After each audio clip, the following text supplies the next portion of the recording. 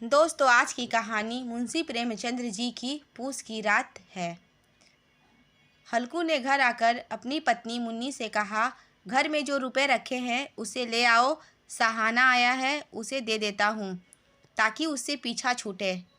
बरामदे में झाड़ू लगा रही मुन्नी ने पलटकर गुस्से से हल्कू को देखा और बोली, 4 रुपए ही तो बचे हैं घर में, अब वो भी सहाना को दे दोगे तो माघ पूस की कड़कड़ाती ठंड कैसे कटेगी। सहाना से कह दो कि अभी पैसे नहीं हैं, फसल कटने पर दे देंगे। हल्कू एक घड़ी सोच में पड़ गया कि मुन्नी की बात भी सही है, कंबल के बिना ठंड कटना मुश्किल हो जाएगा। लेकिन हल्कू उस अड़ियल सहाना को जानता था, वो पैसे लिए बिना जाएगा नहीं। हल्कू ने सोचा कि सर्दियों को सर्दियों में देख लेंगे, फिलहाल इस बला से तो पीछा छूटे। हल्कू अपनी पत्नी की ओर बढ़ा और उसके पास जाकर बैठते हुए धीरे से उसकी खुशामद करते हुए बोला, दे दे ना पैसे, कम से कम ये पीछा तो छोड़ेगा और कंबल के लिए मैं तब तक कोई दूसरा उपाय सोच लूँगा। हल्कू की बात सुनकर मुन्नी गुस्सा हो गई। हल्कू को गुस्से से घूरती हुई मुन्नी बोली, तुम तो चुप ही रहो, बताओ जरा कौन सा उपाय है तुम्हारे पास। ऐसे ही कोई तुम्हें खैरात में कंबल तो देगा नहीं ना। जाने कौन सा कर्ज है जो कभी चुकता ही नहीं। तुम ना खेती करना छोड़ दो, क्या फ़ायदा खेती का जब फसल होते ही पूरी कमाई कर्ज चुकाने में चला जाए। तुम्हें जो सही लगता है तुम करो, लेकिन मैं तो एक पैसा नहीं दूंगी। मुन्नी को गुस्से से लाल होता देख हल्कू उदास हो गया और धीरे से बोला, तो क्या मैं उसकी गाली खाऊं। उसकी बात सुनकर मुन्नी का मन पसीज गया और आवाज़ में थोड़ी नरमी लाते हुए वह बोली, ऐसे कैसे वह गाली देगा, क्या उसका राज चल रहा है यहाँ। मुन्नी जानती थी कि हल्कू की बात में कड़वी सच्चाई है, इसलिए वह उठी और चुपचाप कमरे से रुपए निकाल कर ले आई और हल्कू को थमाते हुए बोली, मैं फिर कह रही हूँ, तुम ये खेती बाड़ी छोड़ दो। मजदूरी करोगे तो कम से कम किसी की सुननी तो नहीं पड़ेगी और 2 वक्त का खाना तो नसीब होगा। मुन्नी की बात सुनकर हल्कू चुपचाप सिर झुकाए रुपए लेकर बाहर चला गया। हल्कू उन 3 रुपए की अहमियत जानता था जिसे उसने पाई पाई जोड़ कर कम्बल खरीदने के लिए जमा किया था। सहाना को रुपए थमाते हुए हल्कू के हाथ कांपने लगे, जैसे वह सीने से अपना दिल निकालकर सहाना की हथेली में रख रहा हो। वक्त बीतता गया और पूस की वो कड़कड़ाती सर्द रात भी आ गई। आसमान में जैसे चांद तारे भी ठंड से ठिठुरते लग रहे थे।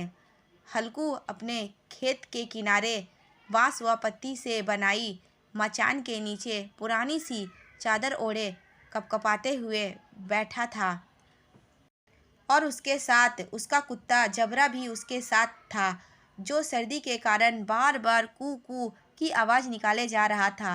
ठंड इतनी ज़्यादा थी कि दोनों के आंखों से नींद कोसों दूर थी। सर्दी से खुद को बचाने के लिए हल्कू ने अपनी गर्दन को घुटने से सटाते हुए अपने कुत्ते की ओर देखते हुए कहा, जब पता था कि यहाँ इतनी ज़्यादा ठंड है तो क्यों मेरे पीछे पीछे खेतों में आ गया। घर में होता तो कम से कम 4 दीवारी में ठंड तो ना लगती। अब पड़े रहो ठंड में यहाँ। अब जबरा शांत हो गया था। शायद उसे पता चल गया था कि उसके मालिक को कू कू की आवाज़ से नींद नहीं आ रही है। इसके बाद हल्कू गर्दन को घुटने पर सटाए सोचने लगा, सब किस्मत की बात है। हम यहाँ ठिठुरते हुए रात काट रहे हैं और वो पैसे वाले बिना कुछ किए ही मज़े लूट रहे हैं। इनके बाद हल्कू ने चिल्लम भरी और ठिठुरते हुए उसे पीने लगा। हल्कू ने अपने कुत्ते जबरे को देखा और कहने लगा, आज ये रात किसी तरह काट ले, कल मैं तेरे लिए यहाँ पुआल बिछा दूँगा, तब ज़्यादा ठंड ना लगेगी। हल्कू वहीं ज़मीन पर लेट गया और सोचा कि कुछ देर के लिए आँख मूंद कर सो लूँ।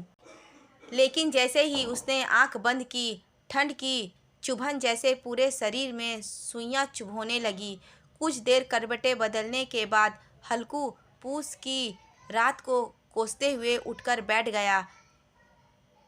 जब सब कुछ करने के बाद भी ठंड जाने का नाम ही नहीं ले रहा था, तो हल्कू ने पास बैठे अपने कुत्ते को उठाया और उसे गोद में लेकर लेट गया। ठंड से बचने के लिए जबरे के शरीर से आ रहे दुर्गंध को भी हल्कू ने नज़रअंदाज कर दिया। जबड़े को भी गर्माहट मिल रही थी और उसने भी आंखें मूंद ली थी और सोने की कोशिश कर रहा था कि तभी जबरे को कोई आहट सुनाई दी और वो एकदम सावधान की मुद्रा में खड़ा हो गया। जबड़ा अचानक मचान से बाहर निकला और इधर उधर दौड़ते हुए ज़ोर ज़ोर से भौंकने लगा। कुछ देर यहाँ वहाँ भौंकने के बाद जबरा दोबारा हल्कू से सटकर बैठ गया। ऐसे ही रात का 1 और घंटा बीत गया और ठंड कम होने का नाम ही नहीं ले रहा था। हल्कू उठकर बैठ गया। वो दोनों हाथों से टांगों को कसकर पकड़ते हुए घुटनों पर सिर टिकाए बैठ गया। ठंड में हल्कू को लगा कि जैसे उसका खून जम गया हो और वह बेबसी से बस सुबह होने का इंतज़ार करने लगा। हल्कू के खेत के सामने ही आम का एक बड़ा सा बाग था, जिसे देखकर वह सोचने लगा कि पतझड़ शुरू हो चुका है और ज़रूर ही इन पेड़ों से पत्तियां झड़ कर गिरी होगी। तो क्यों ना इसके सूखे पत्ते लाकर देर तक आग सेक लूं। हल्कू ने सोचा कि वह पत्तियां उठाने तो चला जाए, पर कहीं रात के अंधेरे में उस पर कोई जानवर हमला ना कर दे और उसे ऐसा देखकर कोई भूत ना समझ ले। कुछ देर यूं ही सोचने के बाद हल्कू एकदम से उठा और एक सूखे पौधे को उखाड़कर उसे मिसाल की तरह जलाकर पेड़ों की ओर चल पड़ा। अपने मालिक को जाता देख जबड़ा भी छट से उठ गया और दुम हिलाते हुए हल्कू के पीछे हो लिया। पेड़ के पास पहुंचकर हल्कू ने उन विशाल पेड़ों को देखा, जो अंधेरों में और भी डरावना लग रहा था। अपने मन के डर को दबाते हुए हल्कू नीचे झुका और पेड़ के आसपास पड़ी पत्तियों को बटोरने लगा। सूखे पत्ते को समेटने की वो आवाज़ और ठंडी हवा के झोंके से आ रही पेड़ की सरसराहट हल्कू को डरा रही थी। ठंड में नंगे पांव पर कंकड़ तो मानो तीर की तरह चुभ रहे थे। उन सब से ध्यान हटाने के लिए हल्कू ने जबरे से बात करना शुरू कर दिया और कहने लगा, लग रही है ना तुझे भी बहुत ठंड। बस थोड़ी सी पत्तियां और इकट्ठा कर लेते हैं, फिर दोनों खूब आग सेकेंगे। हल्कू जितनी पत्तियां समेट सकता था समेट ली और मचान की ओर चल पड़ा। मचान के बाहर पहुंचकर हल्कू ने पत्तियों में आग लगाई। देखते ही देखते आग धधकने लगी और उसकी लपेटें पेड़ों को छूने लगी। हल्कू और जबड़ा वहीं आग के पास बैठ गया। हल्कू अलाव में कभी अपना हाथ सेकता, तो कभी पाँव, तो कभी आग की ओर पीट कर बैठ जाता। जबड़ा भी आग के पास पसर कर लेट गया और उन लपटों को देखने लगा। हल्कू जबड़े की ओर देखकर कहने लगा, कहा था ना मैंने, अलाव जलाते ही ठंड नहीं लगेगी। अब सेक ले जी भर के आग। कुछ समय बाद वो आग की लपटें जैसे कहीं गुम हो गई और पत्तियों का ढेर सिमट कर राख में बदल गया। अब तो बस कोई हवा का झोंका आता तो बची हुई चिंगारियां कहीं बीच में लाल लाल अनार के दाने सी दिखाई देती। हल्कू राख की थोड़ी सी गर्माहट में वहीं चादर ओढ़े दुबक कर बैठा हुआ था। लेकिन जैसे जैसे रात बढ़ती जा रही थी, ठंड उसे और जकड़ने लगी थी। कुछ देर बाद हल्कू वहीं राख के ढेर के पास लेट गया। हल्कू को नींद आने ही वाली थी कि जबड़ा फिर से अचानक उठ गया और खेत की ओर जोर जोर से भौंकने लगा। हल्कू के कानों में भी कुछ आवाज़ें आ रही थी, जैसे जानवरों का बड़ा झुंड खेतों में घुस गया हो और उसकी फसल चर रहा हो। जानवरों की हलचल की पूरी आवाज़ें हल्कू के कानों में पड़ रही थी। हल्कू आंखें मूंदे ही सोचने लगा कि जबड़े के होते हुए आखिर कौन जानवर खेत में कैसे घुस सकता है। ज़रूर मुझे कोई धोखा हो रहा होगा। हल्कू ने आंखें खोले बिना ही जबड़े को आवाज़ लगाई, लेकिन जबड़ा खेतों की ओर मुंह किए ज़ोर ज़ोर से भौंकता रहा, पर उसके पास नहीं आया। कुछ देर बाद खेत में चरने की आहटें तेज हो गई और अब हल्कू को पूरा यकीन हो गया कि खेत में ज़रूर जानवर घुस आए हैं। अपने आलस को झंझोड़ते हुए हल्कू आधे मन से उठकर बैठ गया। इस कपकपती ठंड में उठकर खेत में जाना और फिर जानवरों को भगाना उसे बेहद मुश्किल सा लग रहा था। हल्कू वहीं बैठे बैठे जानवरों को आवाज़ देने लगा। हल्कू की आवाज़ सुनकर जबड़ा और भी ज़ोर से भौंकने लगा। खेत में नील गाय का झुंड घुस गया था, जो पूरी तैयार फसल को चरने के साथ ही उसे तहस नहस किए जा रहा था। जबड़ा अपना गला फाड़ फाड़ कर भौंके जा रहा था, जैसे उन्हें वहां से चले जाने को कह रहा हो। इस बार हल्कू ने पक्का इरादा करते हुए खुद को समझाया और चादर को शरीर पर लपेटते हुए खेत की ओर जाने के लिए कदम बढ़ाने लगा। हल्कू कुछ कदम ही चला था कि अचानक तेज हवा के झोंके ने उसके कदम को रोक लिया।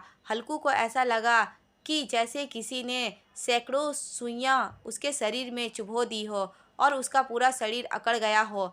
हल्कू दौड़ता हुआ राख के ढेर के पास लौट आया और पास पड़ी लकड़ी से उसे कुरेदने लगा, ताकि उसके शरीर को कुछ तो गर्माहट मिले। जबड़ा खेतों के पास भौंकता रहा और हल्कू उस राख के ढेर के पास सिकुड़ कर बैठा रहा, जैसे उसे किसी ने जकड़ रखा हो। नील गाय के झुंड ने देखते ही देखते पूरे खेत को तहस नहस कर दिया। हल्कू उसी राख के ढेर के पास चादर ताने सो गया और जानवरों के जाने के बाद जबड़ा भी हफाते हुए हल्कू के पास आकर बैठ गया। सुबह जब हल्कू की आँख खुली तो दिन चढ़ गया था और धूप निकल आई थी। सामने बैठी मुन्नी गुस्से से घूरते हुए ज़ोर ज़ोर से कह रही थी, दिन भर सोए रहोगे क्या? उठ कर देखो तो सही, जानवरों ने पूरा फसल का क्या हाल कर दिया है। अब हम क्या करेंगे? तुम्हारे रात में खेत में होने का क्या फ़ायदा? अगर चादर तान कर सोना ही था तो घर पर ही पड़े रहते। मुन्नी को चुप होने ना देखा तो हल्कू धीरे से उठा और उससे पूछा, क्या तुम खेत से होकर आ रही हो? क्या सच में हमारी पूरी फसल तबाह हो गई है? मुन्नी ने गुस्से से आवाज़ देते हुए कहा, हाँ, सब कुछ खत्म हो चुका है, हम तबाह हो चुके हैं। हल्कू जानता था कि मुन्नी ऐसे चुप ना होगी, तो उसने बहाना बनाते हुए कहा, तुझे तो बस खेत की ही पड़ी है। मैं यहाँ रात में मरते मरते बचा। रात को मेरे सीने में इतना तेज दर्द उठा कि मैं हिल भी ना पाया। ये तो मैं ही जानता हूँ कि मैं इस दर्द के साथ इस कड़कड़ाती हुई रात में कैसे काटा हूँ। हल्कू की बात सुनकर मुन्नी कुछ ना बोली। फिर दोनों खेत के पास आ गए और पूरी तरह रोंदे हुए खेत को देखने लगे। खेत की दुर्दशा देखकर मुन्नी के चेहरे पर उदासी छा गई और वह मन ही मन सोचने लगी कि अब गुजारा कैसे होगा। पर हल्कू के चेहरे पर एक अलग शांति थी। मुन्नी ने चिंता जताते हुए हल्कू से कहा, लगता है अब मजदूरी करके ही दिन काटने पड़ेंगे। हल्कू ने चेहरे पर हल्की सी मुस्कान बिखेरते हुए कहा, चलो अब रात में यहाँ सोना तो नहीं पड़ेगा। कहानी से सीख, मजबूरी में इंसान को कई बार ना चाहते हुए भी कठिन फैसले लेने पड़ते हैं, जो हमारे भविष्य को प्रभावित कर सकते हैं। विपदा कभी भी आ सकता है, इसलिए हमेशा चौकन्ना रहना चाहिए। दोस्तों, कहानी कैसी लगी कमेंट करके हमें ज़रूर बताएं।